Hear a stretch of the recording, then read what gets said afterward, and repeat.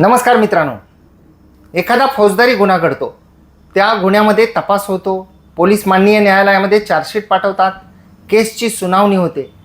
जे मूळ फिर्यादी असतात, ज्यांना आपण मूळ फिर्यादी म्हणतो, की ज्यांनी फिर्याद दाखल केलेली आहे, जे जखमी लोक असतील तर त्या सर्वांचे जाबजबाब होतात. नेत्रसाक्षीदार असतात त्यांचे जाबजबाब होतात, पंचांचे जाबजबाब होतात आणि सर्व सुनावणी पूर्ण झाल्यानंतर, आरोपीचा जबाब झाल्यानंतर माननीय न्यायालय हे त्या केसच्या कामी न्यायनिर्णय देतात. तो न्यायनिर्णय कधी आरोपीची निर्दोष मुक्तता करण्याबाबतचा असतो, कधी आरोपीला जी शिक्षा आहे ती कमी जास्त प्रमाणामध्ये देण्याचा असतो, तर कधी जी आहे ती आरोपीला शिक्षा दिली जाते. कधी जे फिर्यादी आहेत, मूळ फिर्यादी, त्यांना काही नुकसान भरपाई जी आहे ती दिली जाते.